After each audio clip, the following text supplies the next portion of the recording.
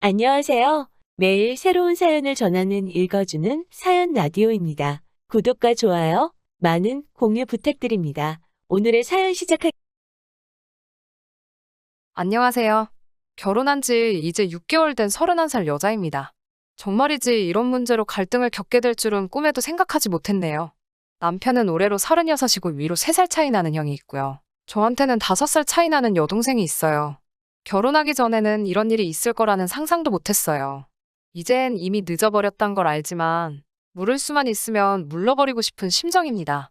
남편과 저는 직장 동료의 소개로 만난 사이예요. 저는 회계부서에서 근무하고 있었는데 부서 특성상 대부분의 동료들이 여자였어요. 27살이 되던 해부터 일을 시작했는데 해가 바뀔수록 동료 직원들이 하나둘씩 시집을 가기 시작하더라고요. 결국 우리 부서에서 저 혼자만 미혼인 상황이 되어버렸어요. 어느 날 직장에서 친하게 지내던 언니가 저한테 남자를 한 명 소개시켜준다 하더라고요. 언니도 언니의 남편을 통해서 소개시켜주는 거면서 자기가 결혼만 안 했어도 저 소개 안 시켜주고 자기가 만나봤을 거라고 호들갑을 다 떨더라고요. 저는 사실 당시 결혼에 대한 관심이 거의 없어서 크게 기대는 하지 않았는데 소개 자리에 나온 남편의 첫 인상이 너무 좋았어요. 소개시켜준 언니가 왜 그렇게 호들갑이었는지 알겠더라고요. 당시 남편은 나름 이름 있는 회사에서 경력 6년 차, 과장 진급을 앞두고 있는 사람이었어요. 제가 다니던 회사도 남편 회사 못지않게 유명한 회사였기 때문에 조건에서 서로 모자란 것이 없어서 그랬는지 본격적으로 연애를 시작한 지 얼마 뒤 남편은 저에게 청혼을 해왔어요. 비록 소박한 프로포즈였지만 기쁜 마음으로 받아들이고 그렇게 결혼 준비를 시작했어요. 그런데 생각지도 못한 일이 제 마음을 무겁게 하더라고요. 말씀드렸다시피 남편에게는 형이 한 명 있어요. 저는 사실 아주버님이 처음부터 마음에 들지 않았어요. 두 사람이 진짜 형제가 맞나 싶을 정도로 달랐거든요. 남편은 바쁜 회사 생활을 하면서도 운동도 매일 다니고 자기 관리에 철저한 반면에 아주버님은 겉으로만 봐도 운동과는 담을 쌓은 듯한 모습에 심지어 지저분하기까지 했습니다. 제가 예민한 걸 수도 있지만 그래도 동생과 결혼할 사람을 처음 만나는 자리인데 씻지도 않았는지 머리에는 기름이 잔뜩 껴있는 데다가 수염은 덥수룩한 채 무릎이 다 늘어난 추리닝 바지를 입고 나왔어요. 형이 되어서 그래도 동생과 결혼할 여자를 만나는 자리인데도 불구하고 남편이 계산한다는 말에 진짜 너가 사는 거지? 라고 말하고 그 사실을 몇 번이나 확인하고는 자기가 먹고 싶은 걸 전부 주문하더라고요. 심지어 시킨 걸 다 먹지도 않고 남기기까지 했어요. 남편에게 솔직하게 자기 오빠 사실 마음에 안 든다고 말했습니다. 성격 좋은 남편은 자기도 어렸을 때는 저런 형이 이해가 가질 않았는데 어쨌든 자기의 하나뿐인 핏줄 아니겠냐며 좋게 봐달라고 부탁해왔어요. 그래도 동생 결혼할 여자 만난다고 대전에서부터 혼자 올라오지 않았느냐 하면서 가만 보면 좋은 점이 더 많은 사람이라고 두둔하더라고요.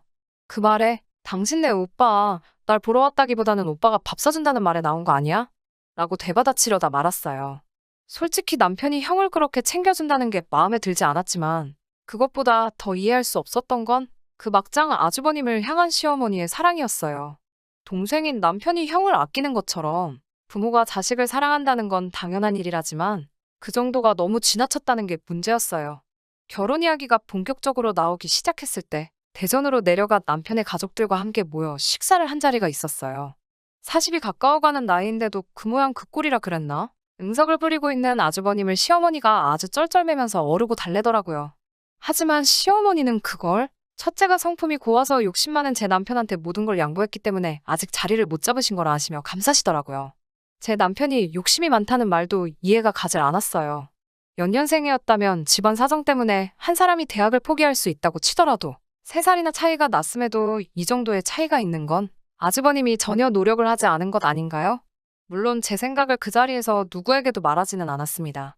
남편도 그런 말을 들으면 화를 낼 법도 한데 시어머니가 남편이 욕심이 많아서 형이 모든 걸 양보했다는 뉘앙스의 말을 하실 때마다 남편은 허허 웃으면서 미안하다고만 대답하고 말뿐이었어요. 자리가 끝나면서 시어머니는 저한테 장남이 먼저 장가를 가는 게 맞는데 또 제 남편이 욕심을 부려서 결혼을 먼저 하게 되었다고 하시면서 저에게 주변에 괜찮은 여자가 있으면 소개 좀 시켜달라고 하더라고요. 그 자리에서는 알겠다고 대답했지만 제가 미쳤나요?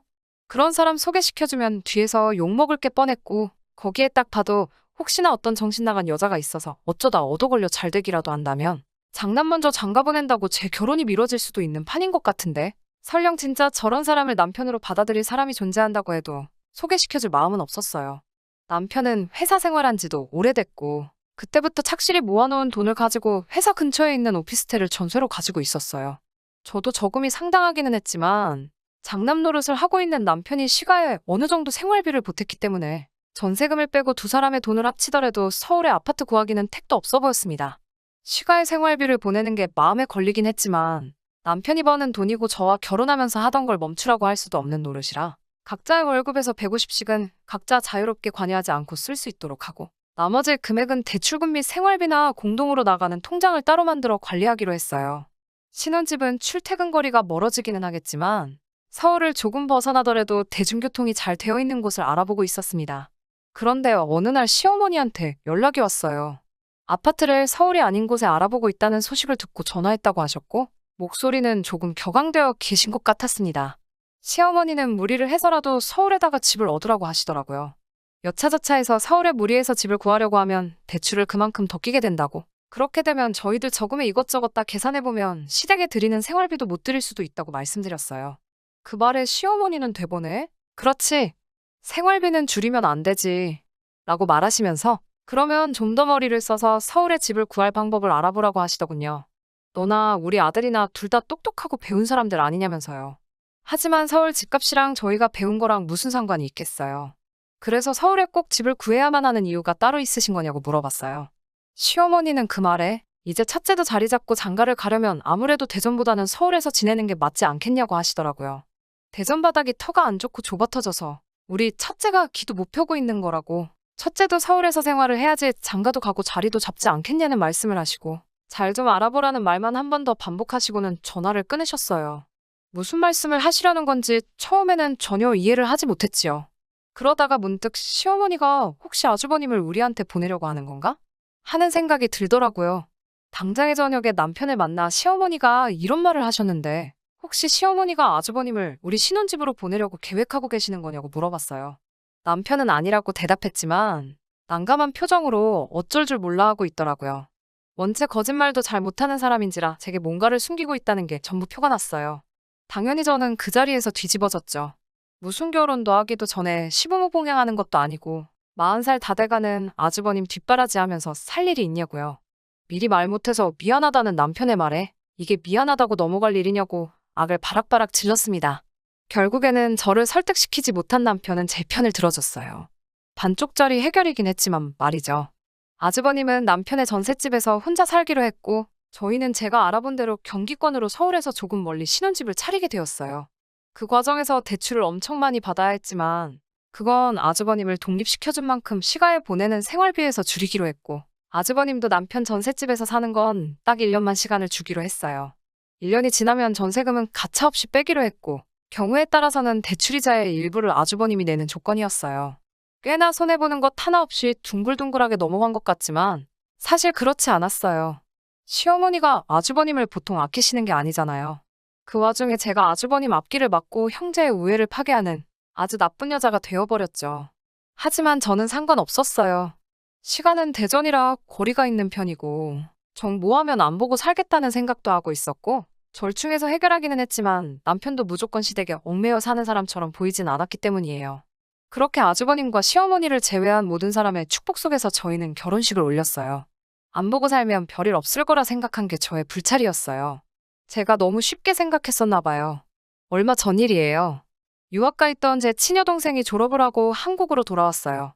직장까지 그쪽에서 잡고 싶어 했는데 세계적으로 시국이 이렇다 보니 취직 시장도 열리지 않아서 결국 귀국하게 되었네요. 한국에서 직장을 알아보며 자리를 잡기 위해 돌아오자마자부터 열심히였죠. 동시에 여러 군데서 면접을 봐야 했어서 서울에 올라오면 짧게는 이틀에서 길게는 일주일 정도를 저희 신혼집에서 지내다가 내려갔어요. 그날도 면접이 끝나고 금요일 저녁에 버스 타고 내려가 보겠다고 하는 걸 남편이 밤이 늦었으니 하루 더 있다가 가라고 차로 친정까지는 데려다 주지는 못해도 점심 같이 먹고 터미널까지 태워주겠다고 말했어요. 신혼집에 처가해서 손님 와 있는 것도 번거로울 텐데 그런 것까지 세세하게 신경 써주니 괜히 더 고맙더라고요. 다음날 점심쯤에 모여서 나가려고 하는데 시어머니가 예고도 없이 대전에서 올라오셔서 저희 신혼집 문을 두들기시더군요. 예고 없는 방문에 깜짝 놀라서 문을 열어드렸지요. 시어머니는 제 여동생을 위아래로 훑어보더니 얘는 누구니? 라고 물어보시더라고요. 시어머니께 제 여동생이고 유학가 있다가 졸업하고 얼마 전에 돌아왔다고 설명해드렸습니다. 저한테 평소에도 불만을 가지고 계신 건 아셨지만 처음 보는 제 여동생 앞에서 대뜸 저에게 잔소리를 퍼부으시더라고요. 네 여동생은 이렇게 챙기면서 지금 네 아주버님이 어떤 상태인지는 아냐면서 저보고 아주 이기적이고 독하다고, 지네 가족만 챙겨서 집에서 재우고 아주버님하고는 같이 못 산다고 하는 게 아주 이중인격이라고 뭐라고 하셨어요. 실제로 여동생이 신혼집에서 얼마나 짧게 있었던 간에 주기적으로 머물다가 가는 건 사실이었기 때문에 시어머니 말이 틀린 부분이 없지만은 않아서 아무 말도 못하고 있었어요. 남편은 시어머니 말에 형한테 무슨 일이 생겼냐고 걱정하듯이 물어봤고, 여동생과 점심 먹으러 가기로 한 건 어쩔 수 없어서 상황 봐서 터미널에다가 내려만 주기라도 하려고 제 여동생과 시어머니를 함께 태우고 아주버님네로 향했어요. 그런데 아주버님네로 향하는 차 안에서 뭔가 이상하다는 생각이 들더라고요. 아주버님, 신변에 무슨 일이 생기면 우리 집에 와서 뭐라고 하실 게 아니라 그쪽에 먼저 가 계시고 우리를 전화로 부르는 게 맞지 않았었나 싶더라고요. 머지않아 아주버님이 살고 있던 오피스텔에 도착했을 때 제 예상이 적중했다는 걸 깨달았습니다. 아주 처음 만났을 때랑 똑같이 무릎이 다 늘어난 추리닝 차림으로 밖으로 기어나오더라고요. 아주버님은 차 뒷자리에 앉은 시어머니 옆에 탔고, 타자마자 시어머니는 아주버님에게 아주 얼굴이 반쪽이 됐다면서 연신 우리 아들을 부르며 아주버님 얼굴을 무슨 떡 주무르듯이 만지더라고요. 남편이 무슨 큰일이 생겼다고 들었는데 괜찮은 거냐고 물어봤는데 아주버님은 무슨 소린가 못 알아듣겠다는 듯이 고개를 갸우뚱했어요. 시어머니가 대신 대답을 했죠. 너만 잘 살면 되는 거냐면서 가까이 사는 가족이 어찌 남보다도 못하냐고 화를 내시더군요. 너네 형은 라면만 먹으면서 하루를 버티는데 연락 한 번 안 하고 지내고 니들이 진짜 형제가 맞냐고 한마디 하시더라고요. 아주버님이 시어머님께 먹을 게 없다고 투정이라도 한 것 같은데 시어머니는 그 말에 아주버님이 아주 굶고 있는 줄 알고 그 길로 대전에서 저희 신혼집까지 올라오신 거고요. 올라오신 이유는 아주버님 걱정이 아니라 그걸 핑계로 저희한테 잔소리를 하시려는 거였고요. 그 일만 생각해도 짜증이 나서 머리가 터져버릴 것 같은데 진짜 문제는 그 이후부터였어요. 차를 타고 식당으로 가는 길에도 식당에서 식사를 하면서도 거슬릴 정도로 아주버님이 제 여동생에게 이것저것 질문을 하더라고요. 그런데 아주버님이 제 여동생을 대하는 말투가 여태 저에게는 한 번도 보여준 적 없는 상냥한 말투였어요. 그래도 설마 했는데 그날 저녁에 아주버님한테 재수씨 잘 들어갔어? 하고 문자가 한 통 왔어요. 안부 연락이라고는 결혼 준비하면서 신혼살림 차린 여지껏 내내 한번 해온 적 없는 사람이 뜬금없이 연락을 해오니 기분이 나빠서 일부러 씹고 대답을 안 했어요. 그러고 있으니 한참 있다가 몸이 달았는지 사돈 처녀는 잘 들어갔는지 궁금해서 연락을 했다고 하더라고요. 그 말에 기분이 나빠서 대번에 남편을 불러서 문자를 보여주며 당신네 오빠 미친 거 아니냐고, 이거 지금 내 여동생한테 작업 거는 거 아니냐고 기분 나쁘다는 식으로 한마디 했어요. 항상 제 입장에서 생각해주고 제 편이 되어주는 남편이었지만 이번만큼은 저의 기우라고, 아무리 자기네 형이 변변찮은 사람이지만 그래도 경우는 있는 사람이라고 그것만큼은 절대 아닐 거라고 자기 형의 편을 들어주고 거기에 또 저한테는 말이 너무 심했다는 식으로 이야기하더라고요. 아주 미치고 팔짝 뛰겠습니다. 이제 26 먹은 대학교 갓 졸업한 여동생이라서 그런지 더 걱정도 돼요. 두 사람이 뭐 어떻게 잘 될 거라고 생각하지는 않지만 이번에는 남편도 저를 도와줄 생각이 없어 보여서요. 그냥 아주버님한테 그만하라고 한마디만 해주면 될걸. 끝까지 아니라고 형을 믿어달라고 하는데 저도 더 이야기하고 싶지 않아서 혼자 전전긍긍하다가 이렇게 사연 보내봅니다. 시어머니가 유난스러운 건 둘째 치더라도 진짜 괜히 결혼했나 싶을 정도로 정신적으로 스트레스 받고 힘이 드네요. 여러분 생각에도 남편 말처럼 제가 너무 깊게 생각하는 걸까요? 도무지 어떻게 해야 할지 모르겠습니다. 오랜만이에요. 얼마 전 사연 보냈던 쓰니입니다. 후기 같이 한번 보내드립니다. 제가 첫 사연 보낸 지도 벌써 2달이 넘어가네요. 그간 아주 크고 작은 사건들이 많았어요. 일단 아주버님이 제 동생한테 관심이 있는 건 제 예상이 맞았어요. 정말 어떻게 알았는지 제 여동생한테 언제부터인가 개인적으로 연락을 했다고 하더라고요. 다가오는 제 생일날 깜짝 파티를 해주고 싶다는 식으로 아무것도 모르는 제 여동생을 꿰어내서 밖에서 처음 만남을 가졌었나 봐요. 여동생은 아무래도 상대가 제 아주버님이다 보니 싫다고도 내색도 못하고 그렇게 몇 번을 밖에서 만났나 봐요. 불편함을 견디다 못해 저한테 도와달라고 연락을 해왔어요. 다행히도 무슨 일을 당한 건 아니고 맨날 틈날 때마다 카톡 보내고 밖에서 만나자고 하고 아주 죽겠다고 했어요. 남편한테 당장에 이 사실을 말했죠. 아니라고 잡아떼던 남편도 여동생이 그렇게 말하니 얼굴색이 바뀌더라고요. 그렇게 아끼던 형이었는데 대번에 욕을 하면서 이 자식을 가만두지를 않겠다고 길길이 날뛰며 그 길로 곧바로 저와 함께 아주버님이 사는 집으로 향했어요. 아주버님은 나와보라는 전화를 받고 심상치 않은 분위기를 눈치챈 건지 밖에 나올 생각을 안 하더라고요. 그래서 신랑하고 집 안으로 문 따고 들어갔어요. 바보같이 비밀번호도 안 바꾸고 그냥 살고 있더군요. 문을 열었더니 온 집안에 악취가 진동을 하고 있고 아주 난장판이 되어 있었어요. 남편이 혼자 살 적에는 정말 필요한 것만 있고 항상 남편 스킨향기랑 샤워실 냄새가 섞여서 좋은 냄새가 나고 깔끔하게 정리되어 있는 방이었는데 지금은 바닥에 쓰레기가 널브러져 있고 벽지는 그 위에 라면을 쏟은 건지 얼룩덜룩하고 아주 집 상태가 말이 아니었어요.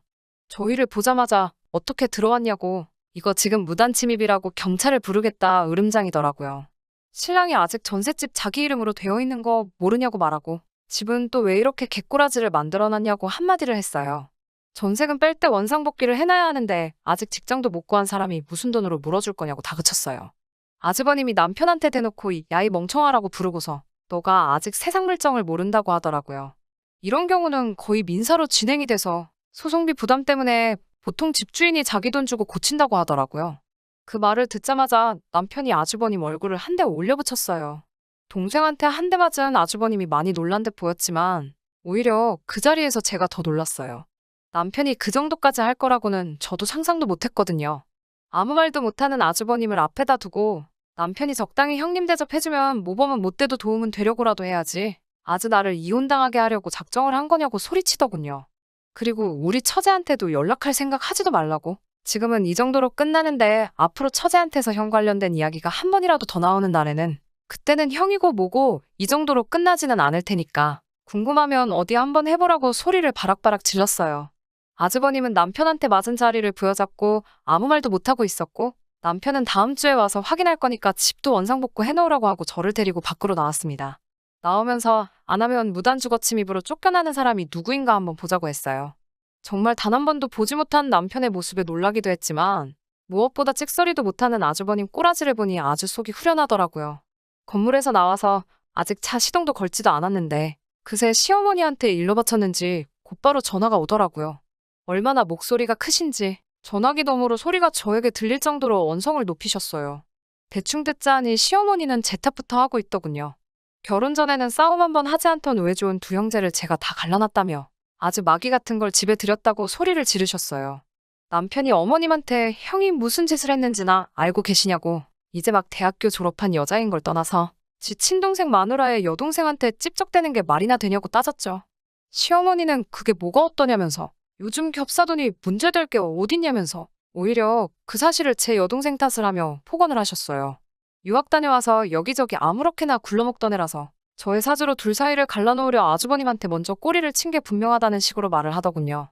남편이 그 말에 아주 엄마도 제정신이 아니라고 말하면서 정상적인 사람이면 그딴 자식한테 꼬리칠 여자가 세상 천지에 어디 있겠냐고 나이 40 처먹고 집도 절도 직장도 없이 동생 살던 집에 얹혀 사는 게 가축이지 사람이냐고 그딴 식으로 형편만 들 거면 평생 엄마가 끼고 살라고 자기와는 이제 연 끊고 살자고 딱 말하고 전화를 끊어버리더라고요.